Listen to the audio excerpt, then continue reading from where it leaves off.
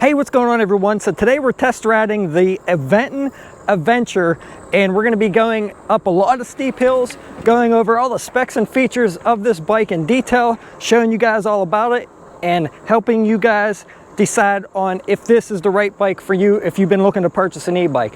Now, Aventon did send me this bike free for testing and review, but that's not going to prevent us from putting it through the paces, showing you guys everything about it and what it can do, if it has any limitations, and also some of the specs and features of the Bluetooth app, which in my opinion might be a little bit gimmicky. Let's get into it, guys. I hope you enjoyed this video and find it helpful. I'll leave a link down below in the description for Aventon if you guys are interested in picking up one of their bikes.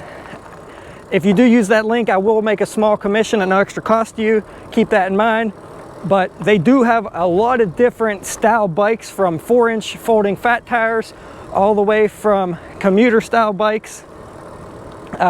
Just a lot of different things on their site to choose from. So we're going downhill now. We're going to test out the brakes here. Now this has a set of Zoom hydraulic disc brakes with 180 millimeter rotors, which is really nice. The braking seems really good on this bike, guys. There is no squeaks or squeals whatsoever. Has great stopping power. You can see here I'm just using the back brake and barely putting any effort into it at all, and it's keeping me at a nice steady speed going down this hill. So that's one thing I want to mention, is the braking on this bike is very, very good. Now, I've seen some earlier reviews say they had I think a different brand of hydraulic brakes. Like I've said in my live stream when I unboxed this bike to show you guys a few of the features, there, you know, a lot of times people run, or companies are running out of parts, so they got to change parts and things like that. So I can't guarantee that everything in this video is going to be the same on the bike that you get. They may change parts again. Now, one thing I want to mention, guys, is I did change the max speed in the display setting to go the fastest it can. I unlocked it basically to a class 3 e-bike just for testing and review purposes, so you guys can see what this bike can do. You cannot adjust that in the display itself. You have to download the app, register, and then go through the app to change the speed. I wish they would have gave you the option to be able to change it actually right off the controller and through the display, because not everybody's going to want to download that app and use the app. And to be honest, the app did seem a little bit gimmicky because it doesn't really tell you much more than you could see on the display. So really the only purpose of the app is to change your max speed, and you can control everything from PAS levels to your lights and everything through that app, but you can also do that on the bike itself. So really there's no point in the app other than, like I said, to change the max speed. And also there is a pretty cool tracking feature on there that you can track your trip, and then you can go into the community of Aventon owners and share that information and see other people's trips and stuff. So that is kind of cool there. But other than that, I don't feel like I'm going to be using the app a whole lot. Maybe here and there to test it and to try to track my trips just to see how it is. And I'll update you guys in the future, either in the comments below or in future videos, on the app and what I think of it over time. Being that I unlocked this to a class 3 bike, man, guys, sometimes I hate riding on these back roads because people fly, but I didn't forget my helmet today, so that's good. And if you notice here, I'm GoProing with my right hand because the throttle is actually on the left side on this bike. That's a little bit to get used to, but with the type of shifter that they use, a trigger shifter, it's a lot better having the throttle on the left side, because you could continue throttling while you're shifting. You don't have to take your thumb off the throttle to shift, if that makes sense. So when I adjusted the max speed on this bike, that does affect your PAS level speeds. If you're in a higher max speed, basically, your PAS levels are going to be slightly higher, and there is no way to adjust each individual PAS level like some of my other bikes. So that's one thing that I was really surprised about, because I figured when there was a Bluetooth app, I'm like, oh, you're going to be able to adjust a lot more settings in there. And really, there's not a ton of adjustability. You can't really adjust each PAS level. So that would have been nice to see. Maybe that's something that they can update in the future through an over-the-air update maybe. I'm not even sure if that's possible, but you would think that maybe because it has Bluetooth and connects to it, that could be a good possibility in the future, that they could update things right through the app. PAS 1, even with the max speed turned all the way up, I'm just cruising right around 8.3 miles an hour. It says 9 on the display, and just really slow, nice paced. And one thing I got to tell you guys is this bike picks up really slow and smooth and gradual. It's really nice, especially for newer riders. It doesn't give you that jerky feeling when you hit the throttle or the gas. It just engages really nice and smooth and easy, which is going to be nice for a lot of people. Now, some people might not like that. They might want that instant punch when you hit the throttle and that instant takeoff.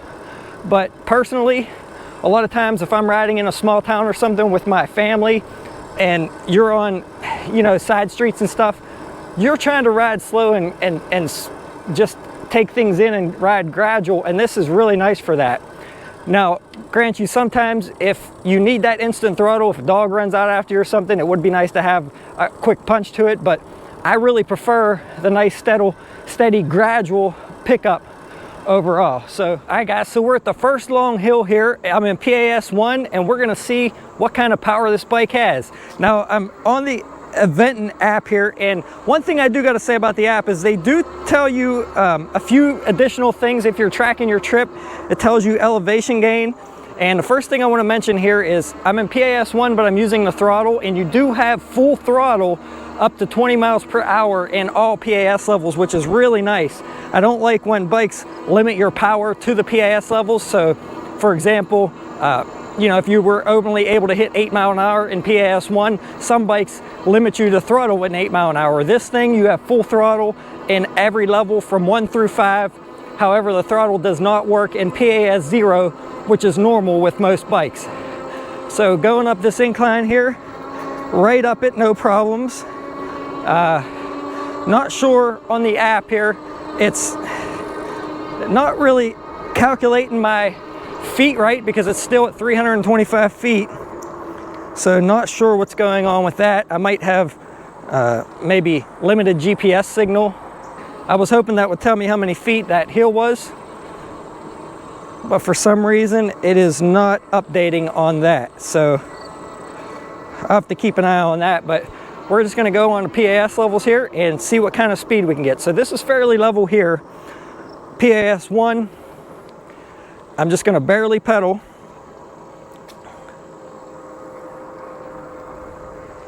And 9.4 miles per hour. PAS 2.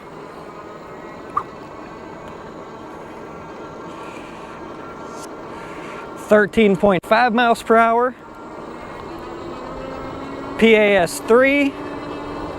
And this is slightly uphill, just a hair. 17.8 miles per hour. 18.5, starting to level off. 18.8. PAS 4.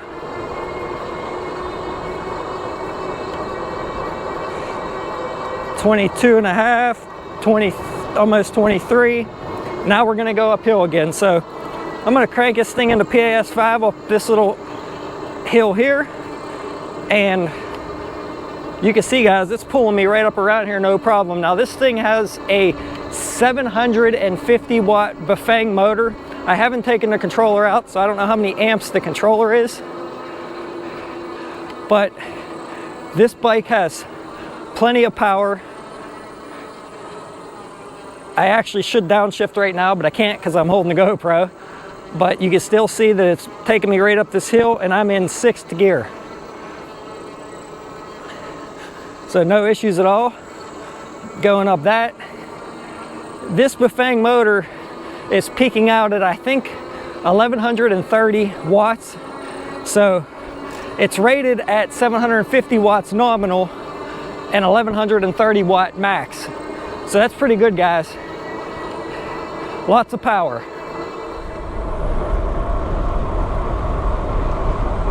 Alright guys, now one thing that I'm really impressed with is the cassette on this bike. I'm in 8th gear, going 31 miles an hour, and I'm only pedaling this fast. I mean, that's excellent. This is the first bike I've had in a long time where I didn't feel like I was running out of pedal at max speed. So one thing that's excellent about this bike having a cassette on it and actually having the right gearing in the back for the setup of the bike is you're not going to feel like you're pedaling air at max speed. So I'm in PAS 5 here, 19 miles per hour, slightly uphill. Once we level off here, we'll get to see what kind of max speed we can get out of this bike. Now, I did see someone talk about on the forums about how it takes a while for the motor to kick in because it kicks in so gradual once you're in PAS 5 and then start pedaling. So we're going to test that out as well. So I'm going downhill here slightly. Going to start pedaling and see how it kicks in.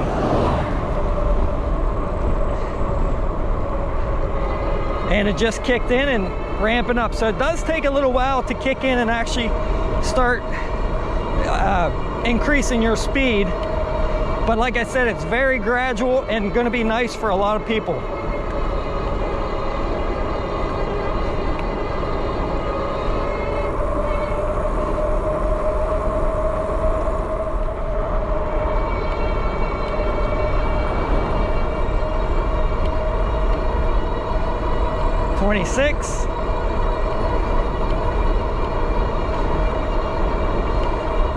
Slightly uphill.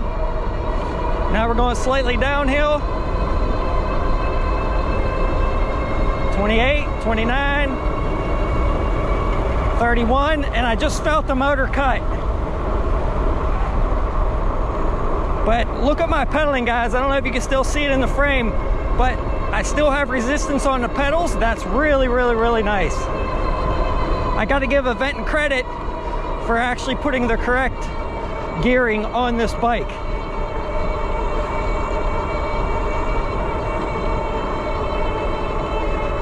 One thing I do notice is the speed is off a few miles per hour on the display. It reads a little faster than what my GPS is reading.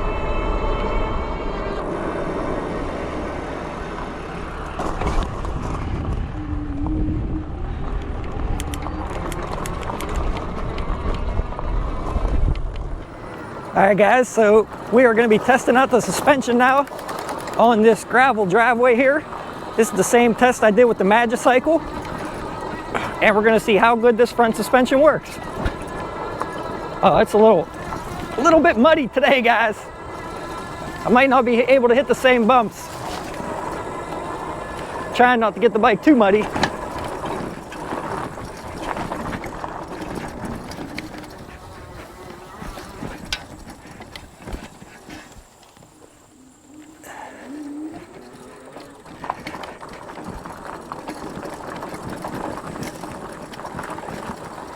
Front suspension does seem pretty good.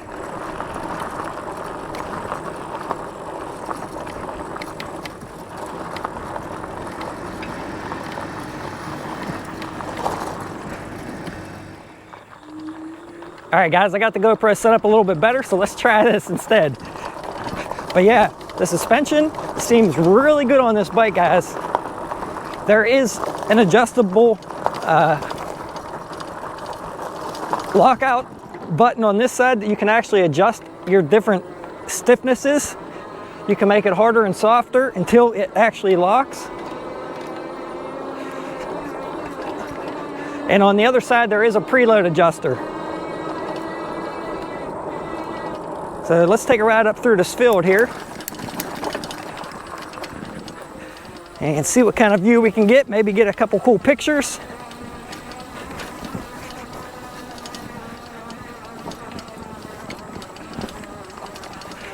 Now, I think if you couple this bike with a suspension seat post, it's going to make a pretty nice difference, especially being that this is a small medium bike. It gives you that little bit of extra room to add the suspension for shorter people. Like I mentioned in my live stream, I do have the Redshift seat post to test out and compare. Let's stop down here. All right, guys, I just had to stop and take in this view again. I mean, it's just beautiful up here. I love kind of coming up here. But as I was saying, this bike, I believe, would be a little bit more comfortable with the suspension seat post. I do have the Redshift seat post to make a video and review on. It's a little bit pricey, but if not, the Zoom suspension seat post for some of you that would want a more budget one. I wanted to keep the original post and seat on this bike for now for this testing and review. And so far, guys, I've went around 10 miles, and the seat is very comfortable on this bike. I have no complaints over the seat, but I believe the suspension seat post would make it a little bit more softer for some of them jarring blows. But overall, the front suspension works great, guys. I'm, as I said, about 10 miles into this trip. Not sure if you guys can see this, but my battery is down to 69%. So pretty good so far. Only 30% battery used, around 10 miles in. So I have a feeling this battery is going to hold up pretty good. Now, one thing I want to mention, their website states that this comes with a 15 amp hour, 720 watt hour battery. However, my battery in this bike, it came with a 47.32 volt, 657.748 watt hour battery. So that's around 14, just shy of 14 amp hours. So I'm not sure if they changed the battery on these or what the deal is, why I didn't get the 15 amp hour battery, but that's just something to keep in mind, guys. I did email them. I haven't heard nothing back yet, so we will see on that, and I will keep you guys updated down in the comments in the video below. One thing I wanted to mention too, guys, all my newer videos that are really long like this, 30 some minutes usually, I put timestamps down there for every specific spot that's of any interest in the video. So if you just click on those times, it takes you directly to that spot in the video, so you guys don't have to watch things that you don't want to see or things that you already know. So let's go over some of the specs and features of this bike. All right, guys, so we already went over the Zoom hydraulic disc brakes and the rotors, already went over the suspension. So let's talk about some of the things that I didn't already mention. So over here on the right hand side of the handlebars, you have an 8-speed trigger shifter, which is really nice, and that's why they put the throttle on the left side. That way you can use your hand freely to shift and don't have to release off the throttle. And actually it would probably be in the way unless you had a twist throttle over here, but it's really nice setup the way they have it. You just have to get used to the throttle on this side if you already don't have one on that side. The wiring on the front is really wrapped nicely and integrated nicely down into both sides of the frame. On this side and on the left side here, it goes in really nicely, really sealed well with rubber grommets. Like I said before, the motor is a 750 watt Bafang motor. It has a Shimano Acera derailleur, which is really nice. It's not an entry level, it's better than that, so that's cool. It has a Shimano cassette in the back, Hyperglide HG 8-speed cassette, which is better than a freewheel.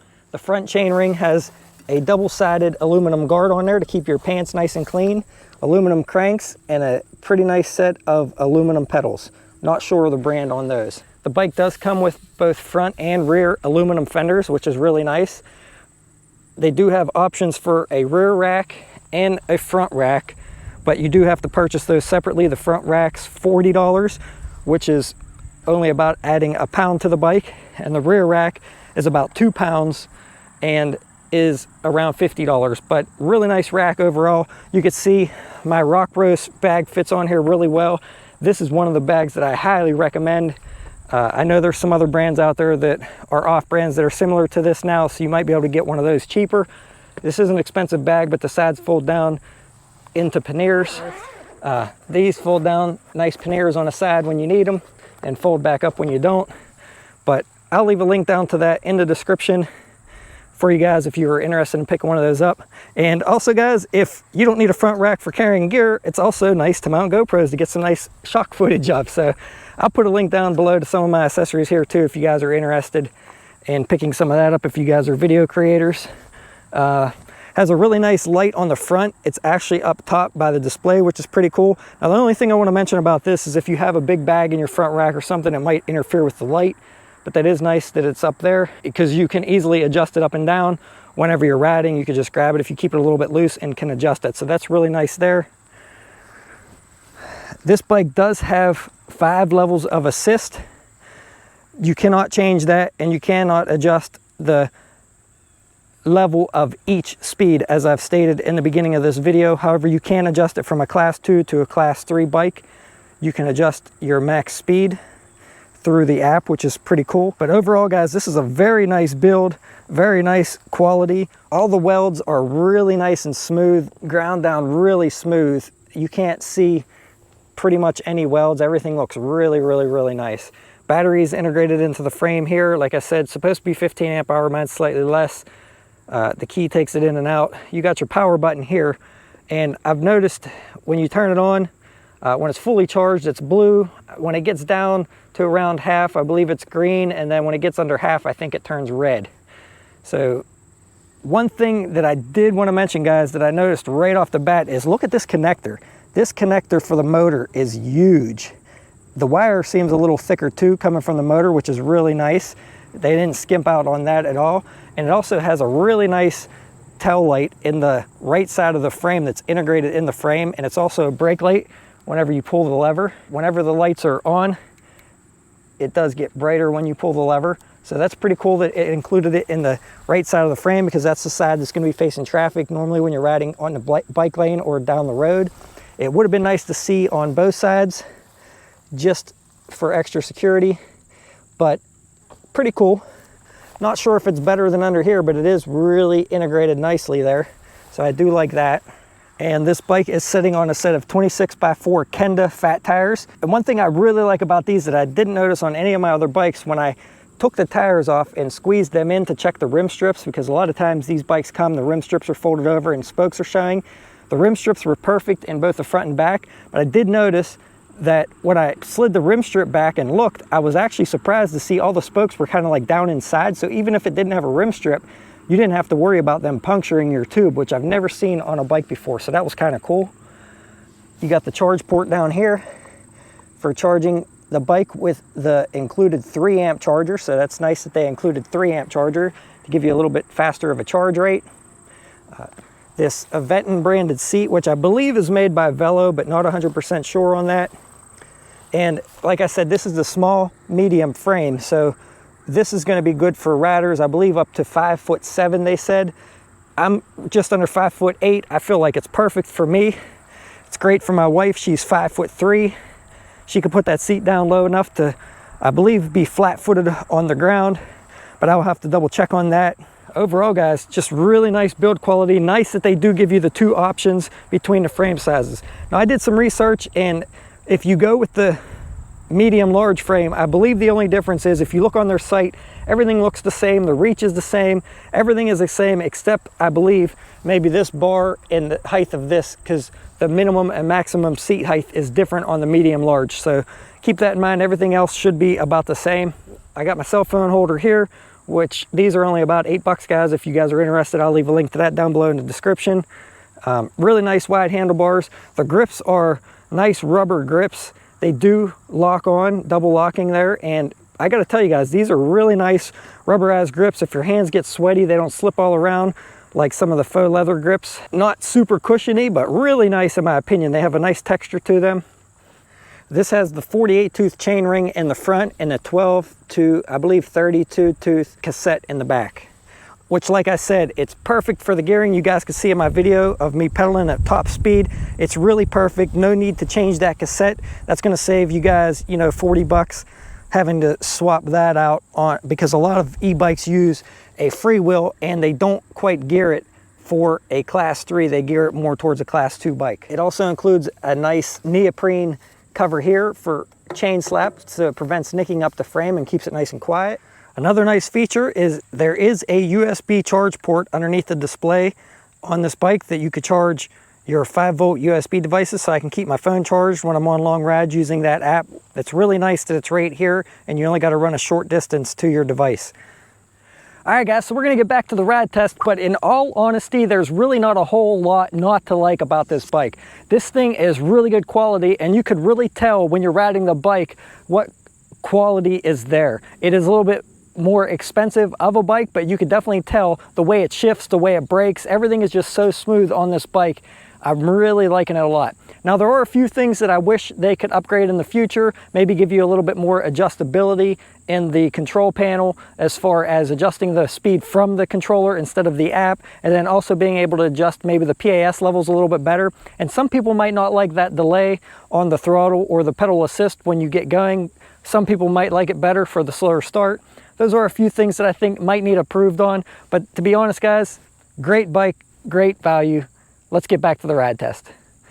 I would appreciate it guys if you give a thumbs up if you find this video helpful, and please follow me on Instagram where you can see behind the scenes photos and previews like the pictures I took here today. I'll have them uploaded to Instagram before I even publish this video, and you guys can see what I'm working on and see what I have in the upcoming and things like that. So thanks for watching guys. Let's get back to the riding.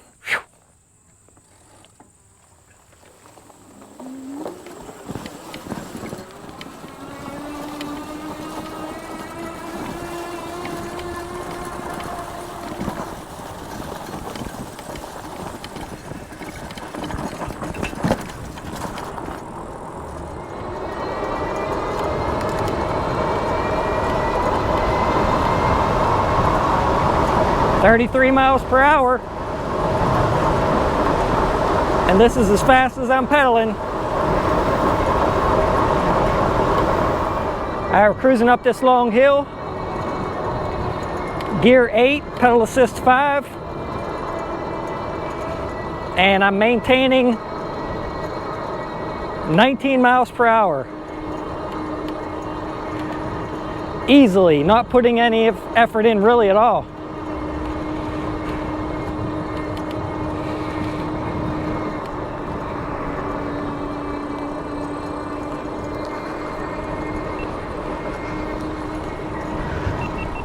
Alright, so I'm just using throttle only, and I'm showing on GPS that I'm only really hitting about 18 to 19 miles per hour. It shows 20 on the display. It's a little bit windy, but let's switch over to a different app and see what it says.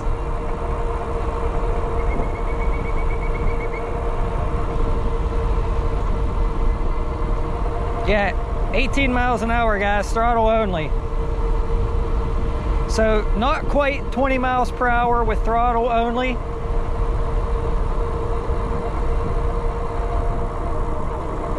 I would have liked to see it hit at least 20 to 21 like most other bikes, throttle only. So it is a little bit slow with just throttle.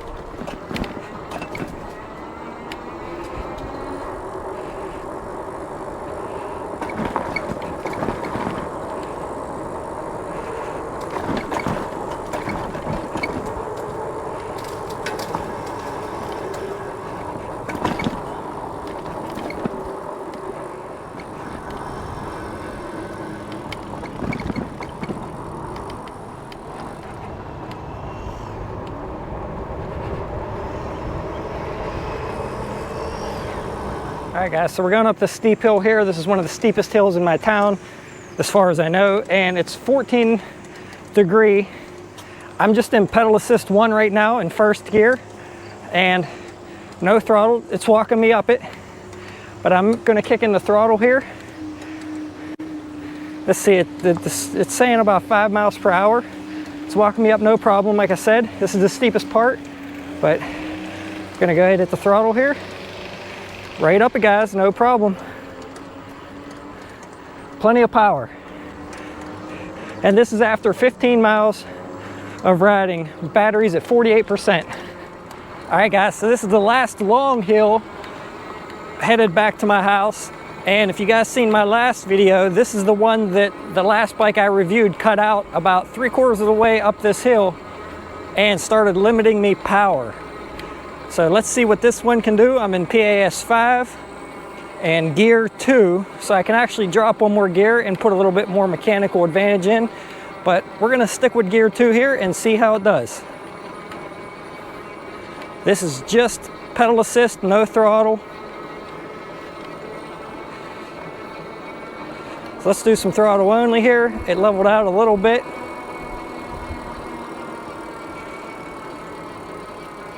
Pull me up no problem. And I'm about 12.5 miles per hour. And right here, I believe, is about where it started limiting me on the last bike that I reviewed on that Mitaku. No problem, guys. It's not limiting me at all. Still full power. Barely putting any effort into it. But a little bit of effort in these low gears really helps the motor out, guys. So make sure you try to pedal up them hills to prevent burning anything out. Controller, motor, that's with any e-bike. So right up it, guys, no problem. I got one more really steep grassy hill that I've been wanting to try out, so we'll test it out with this bike. All right, guys, so now I'm gonna try to go up this, and this hill is very, very steep. My battery's only at 28% right now, so not sure I'm gonna make it, but you can see here, this hill is very steep. I'm in gear 1, PAS 5, and we're gonna see if I can walk up it. It may not, because I only have 30% battery.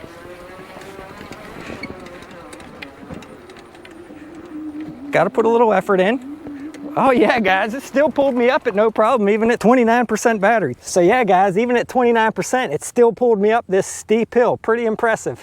All right, guys, so there you have it. That's going to be the conclusion on the Aventon Adventure. My opinion, great bike, great quality, great build quality, great components, comfortable, smooth, just a very good bike overall. Highly recommend it. Like I said, there are a few things that I'm hoping maybe they'll update in the future as far as adjustability, maybe some more work in the app to make it a little better. But other than that, guys, this is going to be a great bike for a lot of people. If you're interested in taking a look at this bike or any of their other ones they have, like I said, I'll put a link down below in the description. It will be an affiliate link. I will make a small commission if you do use that link. But check out their bikes if you're interested in purchasing one. They have a lot of different options.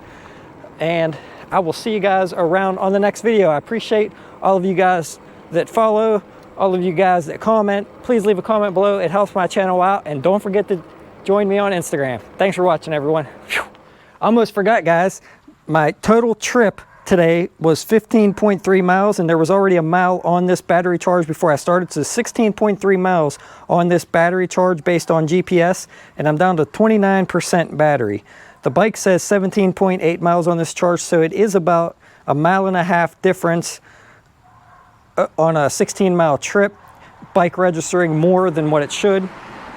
But I would guesstimate if I would have kept going today trying to drain the battery, I would have gotten at least 20 to 25 miles today, and on level ground at a regular paced speed, like on a bike trail, would have got way more than that. So maybe in the future, if I get some time before the snow starts flying, I'll do a range test on this bike. But until then, make sure you guys are subscribed, and I will see you around on the next one.